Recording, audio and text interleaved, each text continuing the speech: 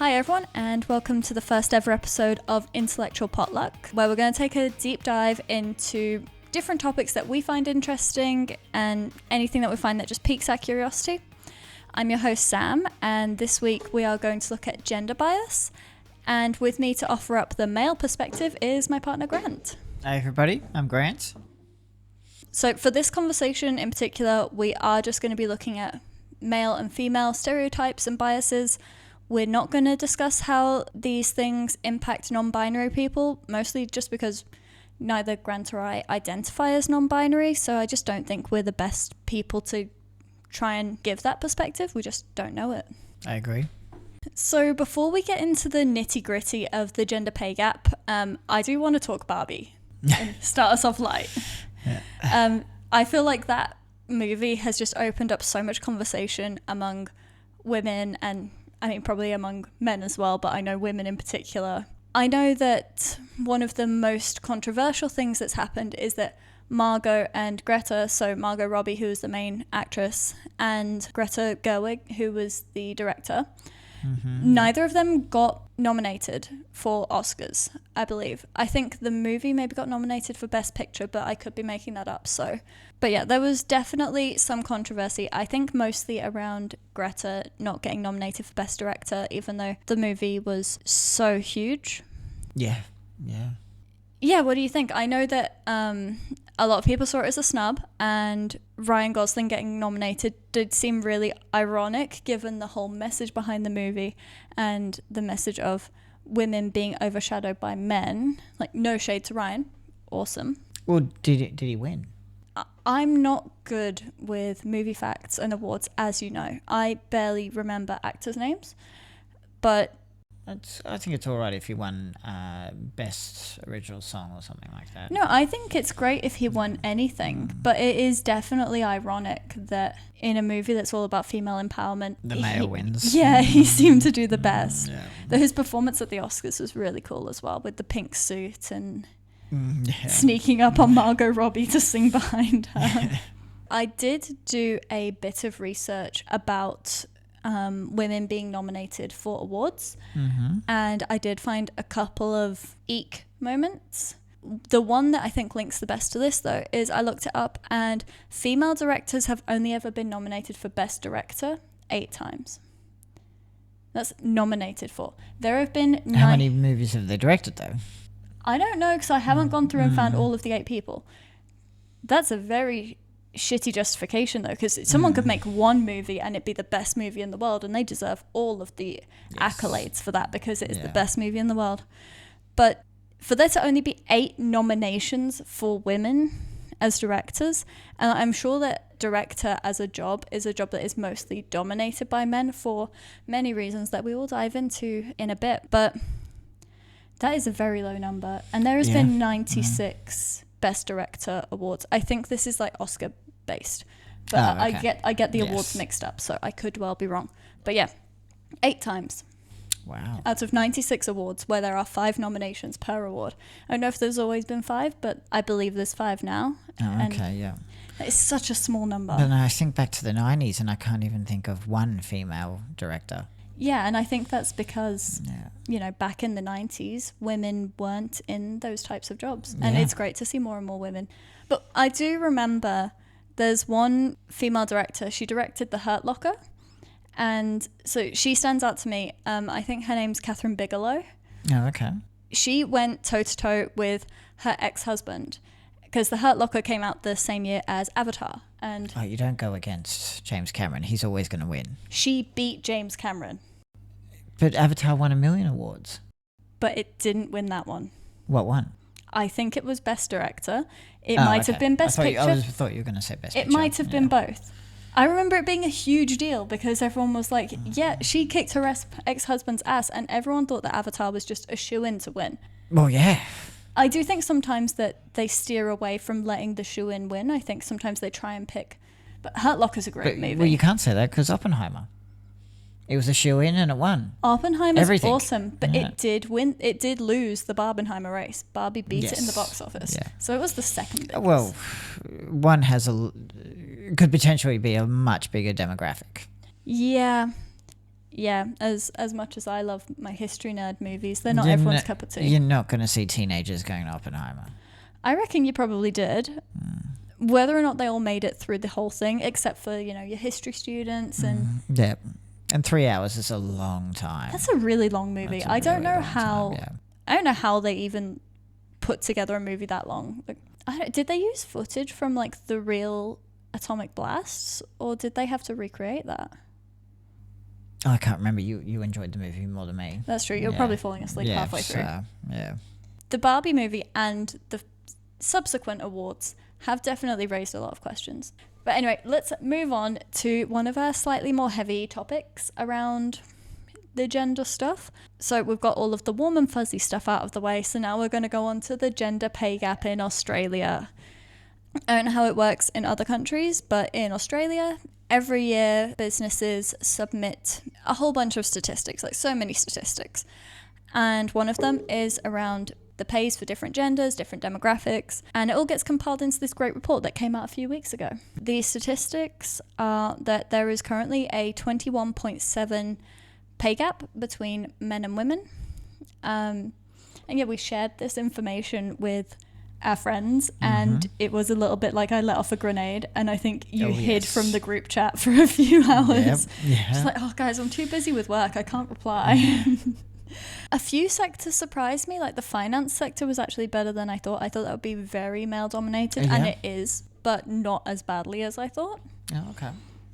It's very interesting because it does raise the question about like why men and women go to certain jobs, because I know one of the things that we discussed with our friends was that it's not a case of men just going, oh, fuck women, we don't want to pay women as much. No, of course not. It's about, I suppose, partly about different qualifications, partly about time spent in a job, time commitments to the job, but also just sometimes the sectors that different genders choose to work in. So like my sector's female dominated, but it's also low paid. It is the care sector. Using finance as an example, that is male dominated and obviously high paid. They have all the money. Exactly. Yes. Yeah. Night works, which do get paid very, very well. Night jobs do get paid really well. Yeah. So I'd like to hope that more females are going into the trades, which are paid very well. One thing I would say about things like night work, which obviously are paid very well, I know a lot of women wouldn't feel safe doing those jobs. And like, I know that when we've... Surrounded by men, yeah. No, not surrounded by men. Like, working at night. So you're never on your own. Like, no. Huge area, all lit up. But as a woman, or as a young girl, I was always taught to be super cautious and, like, be on my guard. Don't go out at night. Like, feeling comfortable in a nighttime setting at work, I think is a very different question for women than it is for men. Like, I know when we've talked about lessons that you were taught growing up, you were never taught that you had to stay safe, you had to protect yourself. You weren't taught to carry your keys in your hand so that you could slash someone if they attacked you. Didn't even think of that. Yeah, no, and most men don't, but this is stuff that most women know. Okay, the whole pepper spray thing, is that just an American thing? No, my dad gave me some when I was 16. Okay, I think it's mace. Is it called pepper spray or is it called mace? I call it pepper spray. I don't know what you call it in Australia. I know. I've heard Americans call it mace. Yeah. Oh, you probably call it capsicum spray or something. Oh, yep. No, I've heard that before. Yeah. Yeah. So we call it pepper spray. And my dad called it pepper spray when he gave it to me. Is it like really small, like 30 really mils? Small, yeah. The idea is that it's concealable or easy to put in a bag. I never used it, but he felt comfortable giving it to me, knowing that I was starting to go out and explore. But it's just not things that young boys have to consider. Oh, no. Which is good. I do think that if we educated young boys a bit more about it, they might be more understanding when women don't feel comfortable. I think it also depends where you grow up. If you grew up in a really, really rough area, I think it would be both of yours. But you didn't grow up in the most affluent... Western Sydney wasn't the safest area. It's probably got a lot worse than when I was growing up there. Yeah, So for you to not grow up in the nicest of areas but still not have been taught these things, I think it is just very different how boys and girls are raised when it comes to these conversations, which also puts boys and men at a disadvantage because they don't learn these things, and men can then end up in dangerous situations and not know how to deal with them because they haven't been taught those things. Yes, yeah. So yeah, it's not like gender imbalance only negatively impacts women. It can definitely have a massive negative impact for men too, which I think is really important to touch on because I don't want this conversation to be all men suck. Because I do think very much we're trending in the right direction. But I think that it puts men at a disservice too. One thing that I know we've discussed quite a bit around the gender pay gaps as well is where childcare and maternity pay and paternity pay come into it. This is something that we're not the most versed in. But what I do know, so I did a bit of research, and in Australia, the leave payment that is provided by the government if you're of a certain threshold. No, so 2 weeks. It's classed as parental leave, so it can be taken by either parent. Oh, okay. Whoever's responsible for Legal the guardian. child. Yeah. Legal guardian, yeah. So they get to claim that payment, and there are a lot of eligibility criteria and things that go into it, but that can be claimed by either parent. But most people, you rely on your company's policies, and a lot of companies offer maternity leave. They don't all, but a lot of them offer They don't all? No, I don't think they legally have to. Oh, I thought it was a law in Australia. All right. I'm going to quick fact check because I don't want to say the wrong thing here. Unpaid leave. So you're on their books, but you're not getting paid. Yeah. You've still got a job to go back to. So you have the right to 12 months of maternity leave, but they don't have to pay you for it. Oh, no company could afford 12 months. No. But most people do offer some kind of paid maternity leave. A lot of these companies who offer maternity leave don't offer the same in paternity. So... Oh, no, it would always be less. Yeah. But it shouldn't be.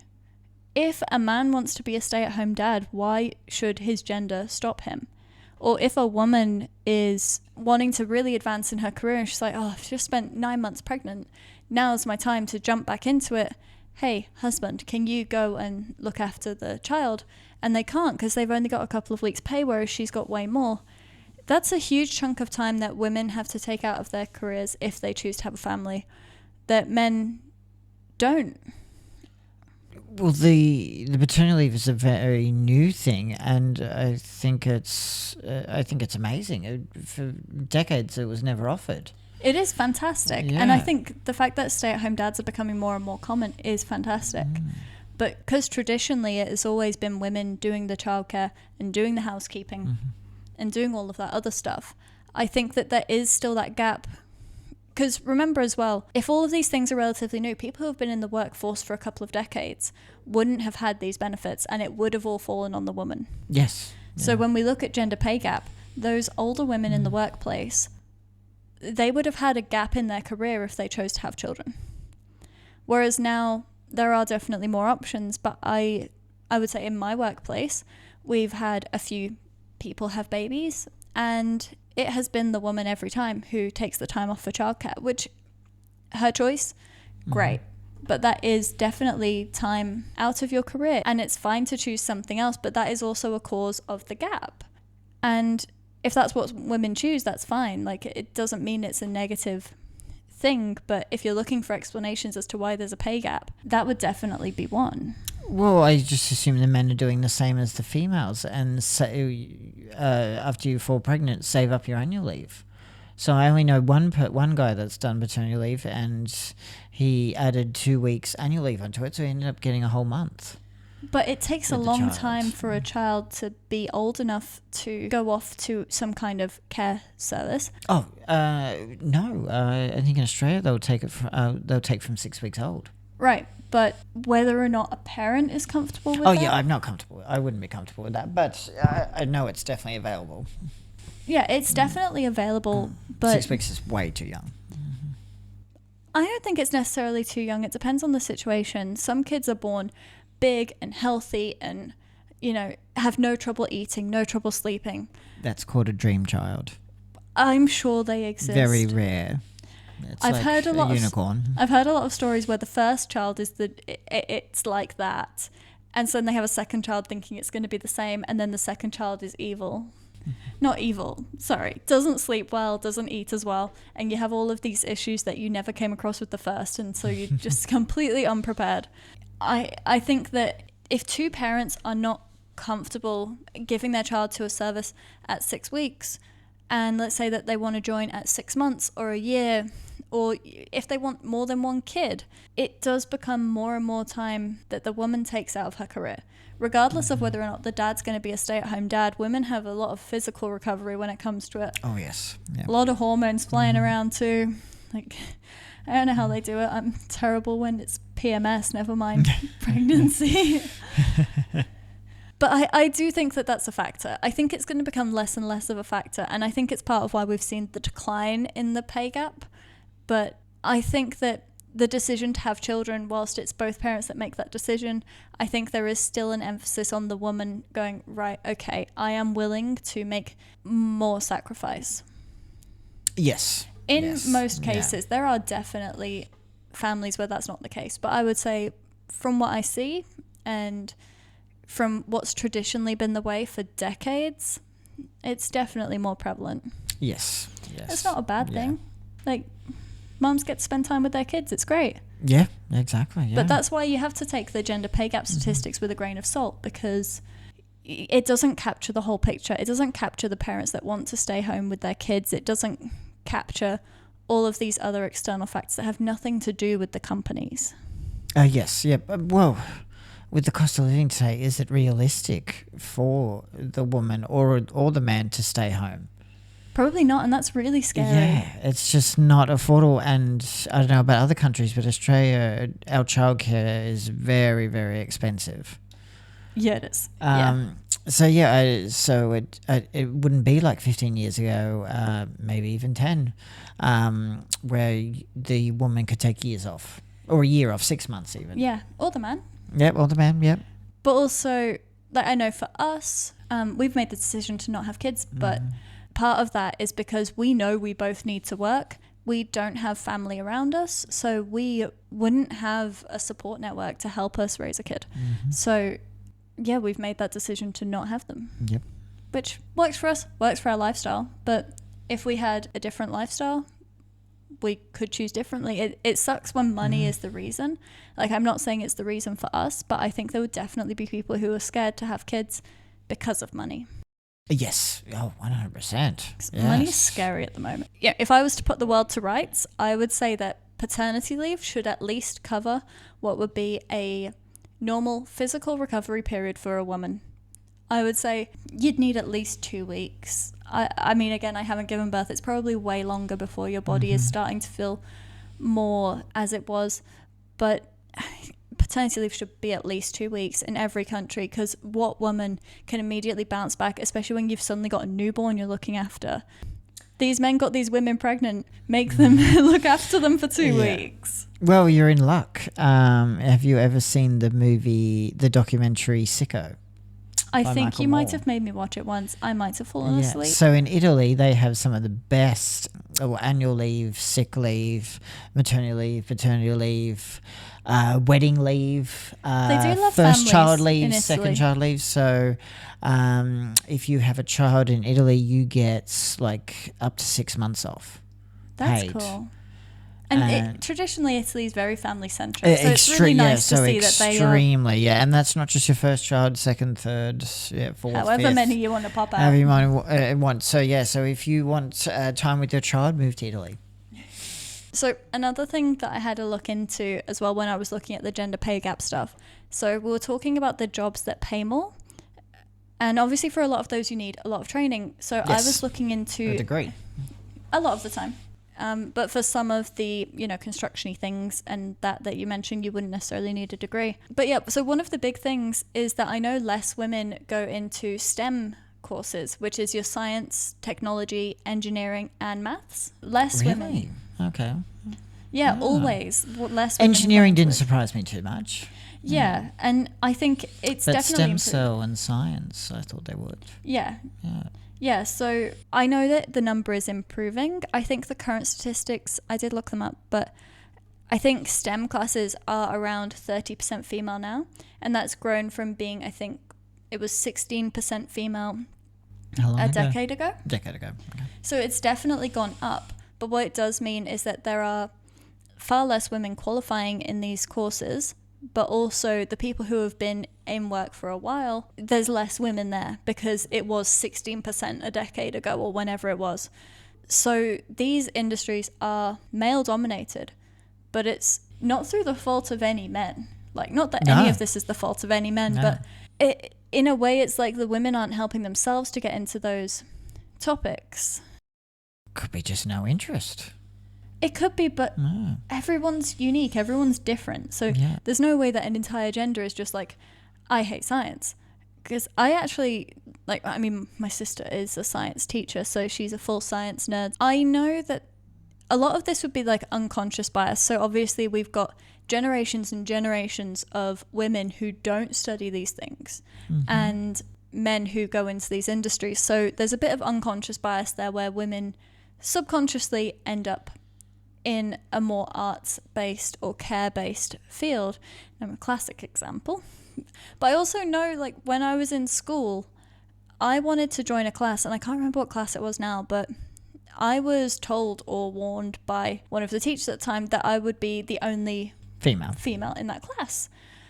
And I was still willing to do it, but then, like, I don't know, someone made a few comments about it. Like, were you grateful that the teacher told you in advance before rocking up and being the token female? I mean, probably. But then I ended up not doing the class because enough people made comments about it, or I felt uncomfortable enough when that shouldn't have been the case. I mean, I'm not saying I would have ended up working in that industry, but if that happens to enough girls when they're still in school, it definitely steers the career path a certain way. But yeah, obviously what we're talking about is well above either of our pay grades or... Yes. Yes, I'm not the person to ask about stem cell research. Well, no, STEM isn't STEM. Science, technology, engineering, maths. Yeah. Stem cell research does fall under science, so it's not an outlier. But yeah, it does get confusing. I think I only know the term because my sister uses it all the time being a science teacher. Oh, okay. But yeah, I mean, I guess I definitely think that we're heading in the right direction. And I think that in general, people's intentions are good. And I definitely don't think that, like, although the stats are very, like, men get paid more, it's not like men are consciously going out and saying, we want to pay women less because we think they do a less good job. I think there are so many factors, and it's such a complex question that it's not as simple as looking at stats on a page and going, fuck this is unfair. Yes. I think it'll take a few generations as well for it to catch up. So things like the STEM courses, it will take a couple of generations for that to actually reflect in the statistics. Oh, yeah, definitely. Yeah, because these people are still studying, and then they've got to go through entry level, and then they've got to progress. And, you know, there's a whole... Are these your standard 3-4 year courses, or we're talking... 3 or 4. Oh, okay. Not like an 8 year. Okay. No, unless you're being like a doctor or something like lawyer that. and stuff like that, yeah. Yeah, actually, what does lawyer fall under? Lawyer might be an arts degree. I know in the UK, like, I got a history degree, and I was told that I could do like a year's like add-on and become, like, turn it into a law degree. But just a couple of credits? Maybe just a couple of credits. I had a whole ass degree. Oh, okay, wow. Okay. It's because the two tie in really well together. It's like you spend most of a history degree just learning to argue, and, like, I think one of my lecturers said that the way you can tell when someone's, I suppose, successful in their degree is they could argue something that is completely wrong and completely false, but they could write a whole essay on it and probably convince you it was right. Okay, that makes a great lawyer. Yeah. You wonder why I'm so good at arguing now. I spent a whole degree on it. Well, I did want to talk to you about that.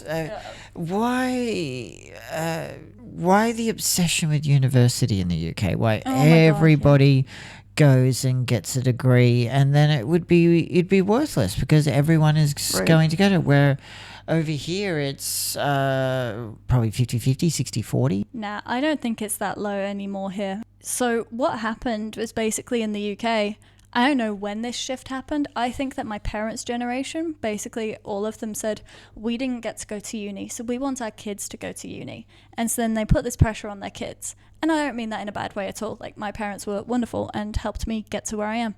But there was definitely that pressure of, we didn't get to do it, so we want you to do it. And then it progressed and became this thing where it's like, if everyone has a degree and you don't, you're going to be left behind. But then when you go for a job, it's you and 10 other people with the exact same degree. I know, but... And 0 experience. But do you even make it in the door if you don't have that? Yeah. Obviously, I moved countries, so it became irrelevant. And I now do a job that's completely irrelevant from my degree. But if all of your peers have degrees and you're the one person that applies that don't, do you just go straight in the bin? That was the fear that was sold to me when I was applying to unis, basically. Okay, that makes sense. Yeah. So, like, I know that we have one friend in particular who doesn't have a degree, and she's very outspoken about how well she's done, and she has done amazingly well. Mm-hmm. And I'm glad that she didn't have that same pressure. But as, like, 17-year-old Sam was definitely told, if you don't have a degree, you're going to be left behind. Okay, yep. Yeah. And that was a fear. Yeah. And it was kind of as well, because I went to uni just before they increased the fees. So it's like, if I don't do it now, it was going to cost me triple. So there was just so much pressure to make that decision. I had to rush the decision. And all of my teachers and all of my peers were telling me to do it. So I did it. And I have no regrets, because I don't think I would be here right now if I didn't do it. Yeah, but all that debt. It's so much debt. Like, yeah, and then didn't the interest rates just go up? We're going to move on, because I don't want to cry. Yeah. But yes. Look, moving on from my crippling debt.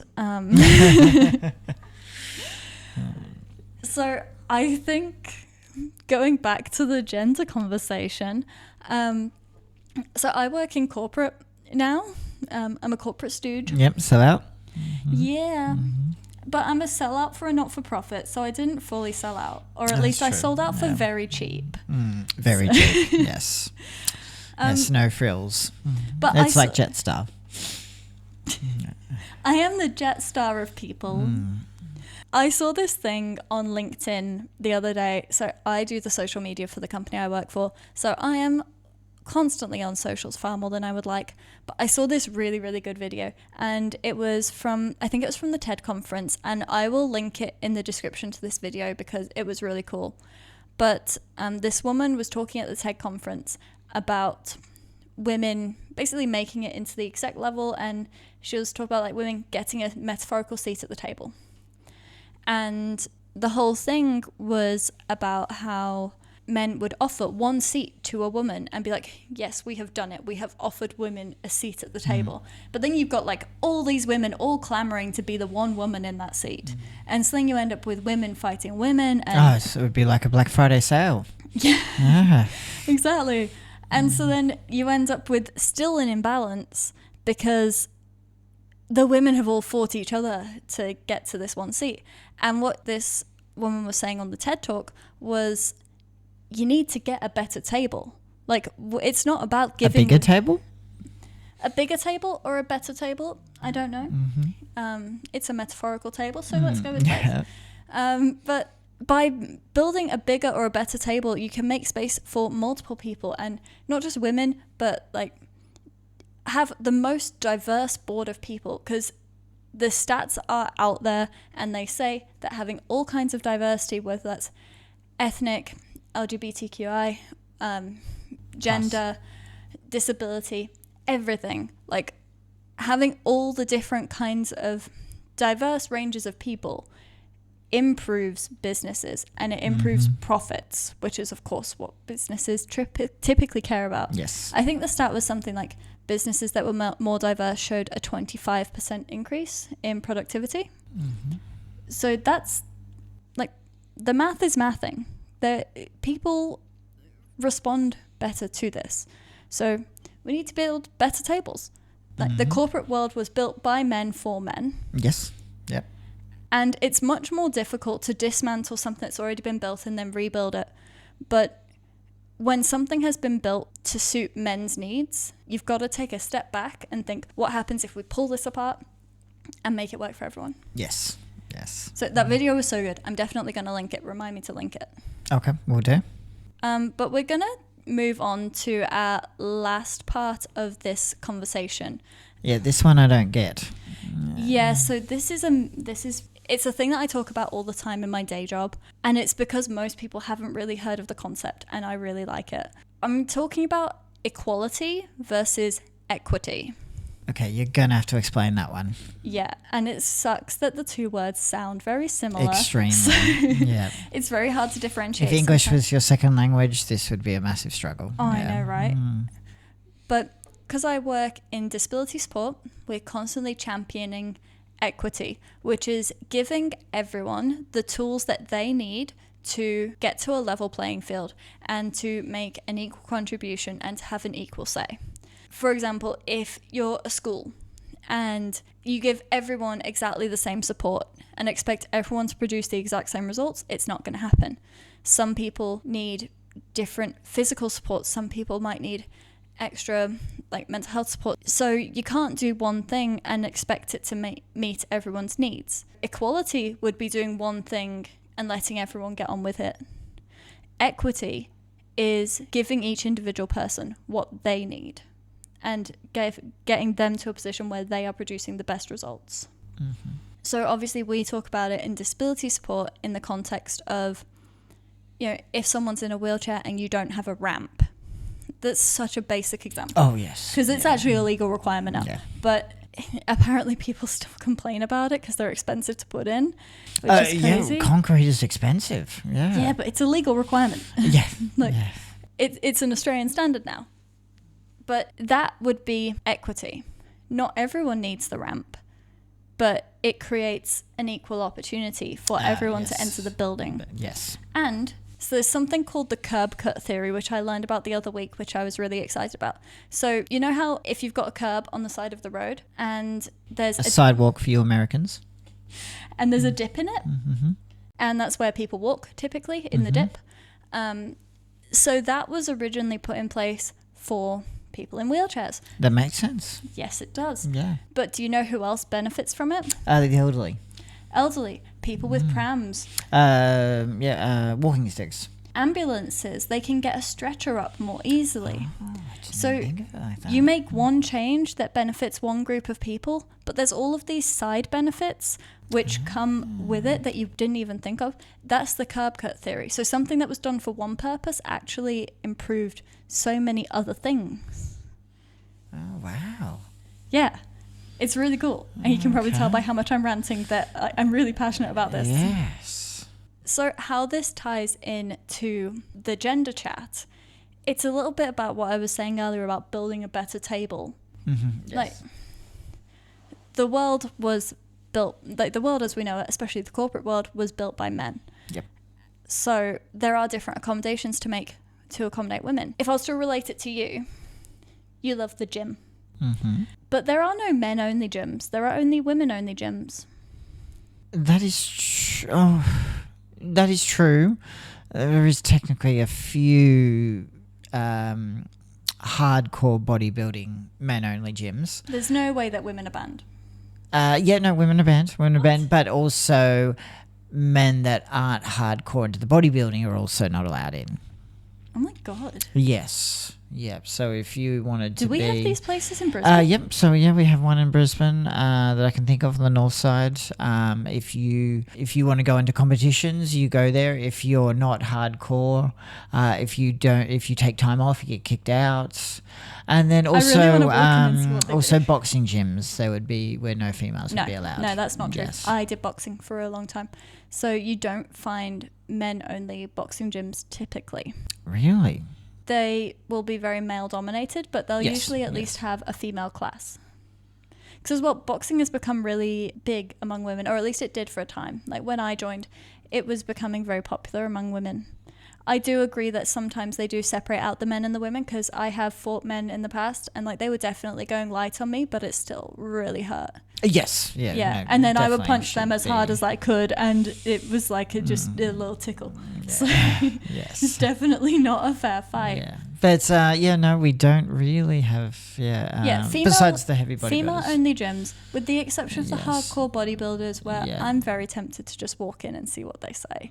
But with that exception, there are plenty of female-only gyms or female-only classes as well, but Yes. not so much for men. Yeah. That is an example of equity over equality. People have acknowledged the fact that not all women feel comfortable going into male-dominated gyms, that gyms are a space that was typically built by men, so Yep. it is designed for men. Yes. Yep. And Even though the cardio section is built for the ladies, and that's now bigger than the weight section, I mean, that's your depending on the gym. That's your stereotype mind working on you there. I see so many men in the cardio section. Yes, we have got a lot better with cardio. Yes. You guys have learned that it's not all about the biceps. There is more. There are more muscles in the body. Yes. Yeah. Having a female-only gym gives women a space to feel safe, to not feel self-conscious, and to be charged a lot more. yes. So the cheapskate in me has never signed up for it. I've heard a women's only gym. It's like $80 a month. Like Yeah. crazy money. I get it, without but- PT. No, but I get it, because they've halved their Their demographic. demographic, yeah. So- You've got to make the cost up, yeah. And I doubt they're 24 hours. I don't know. I'd have to look into Some that. of them might be, but again, I've never looked because I'm too much of a cheapskate. But I do definitely understand the purpose of them. I've worked out with plenty of men and they've been awesome. You and I work out together sometimes, and you're usually pretty good. Yes, some of the best PTs I've worked with have all been females. Actually, yeah, you've had a lot of female PTs. Yes, yeah, yep. So, yep. And the older, the better. Yeah. But the fact that that female-only gyms exist is an example of people trying to address the fact that women might not feel safe or might not feel included in a both gender gym.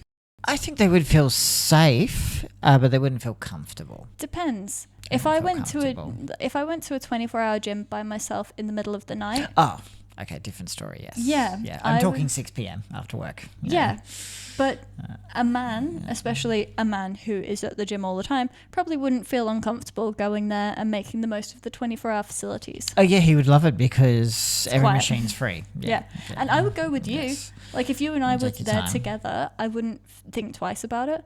But if I was there by myself, I mean, all it would take is for a guy to look in my direction a bit shifty, and I'd probably have zero shifty intentions, and I would feel uncomfortable, and I would probably leave. Oh, okay. Even though with all the security cameras, all the lights, It doesn't even go through your mind, though, the when you're in that buzzers situation. that you can press. Yeah. But when you're in that moment, you're just... the flight instinct kicks in. Like, oh, okay. if yeah. there's fight and flight, I know that I've got no hope if I fight. So I've got to fly. Oh, okay. But then the Okay, car yes. park is dark and scary. And Every car park is, Yeah. it is, yeah. car parks are the worst. But yeah, so I think that gyms are a really good example of where people have put equity into action. Yes. Yeah. Well, I work at A Good Life, and we have female-only sections. Yes. Yes, Yeah, which is so, really yeah. cool. So if they're feeling comfortable, they go into the bigger area. Yeah. If not, they go into their own little cubicle. I think that's a really good way of doing it as well, because whilst I feel very comfortable working out with men, sometimes, like, if you're in the all-gender section and all the men are there lifting heavy stuff, and you're there with, like, I'm there with my 2-kilo dumbbells, it's a little bit, I suppose, intimidating. Yes. Yeah. Yeah, those are a couple of examples of where I think equity is really powerful. And I would always champion equity over equality. Okay. Yes. I really liked your gym analogy. That sort of. I thought that would explained it. relate Yes, to you. that explained it a lot better for me. But yeah, I think, those are probably our main points on this topic. Obviously, Yes, we're not experts. No. We're not politicians. We're not high up execs. We're just a couple of normies. Yes. Yeah. Chatting. I'm curious if other countries keep watch over the gender pay gap. Yeah, I know that it's a legal requirement in Australia. I don't think it'd be a legal requirement ever, but you guys ranked really badly for a while, so that might be why it became a legal requirement. Oh, yes. But yeah, so that's probably it from us. Thank you to everyone who's listened to us and watched us have a good rant today. We hope you found it interesting. I'll be sure to include the links for anything that we've talked about, and especially for that video that I was talking up so much. So you're more than welcome to have a look. They'll be in the description for the episode. Each week we're going to pick a different topic, and some weeks I might be talking to Grant, some weeks I might be having a chat with someone else, get some different opinions, and to let Grant recover from the trauma of me making him podcast with me. Yeah, no, thank you for the chat, Sam. I appreciate it. Looking forward to your next guest. Yes, and I promise we will get around to doing that Australia episode at some point as well, because I love some good Australian banter. Yes, yeah. But yeah, to keep up with everything that we're talking about and everything that we're up to, be sure to follow Intellectual Potluck on any of your listening apps, and you can also follow us on YouTube, Facebook and Instagram, and see all of our content and everything that we've got going on. So yeah, I'll see you all next time. See you all next time. Bye.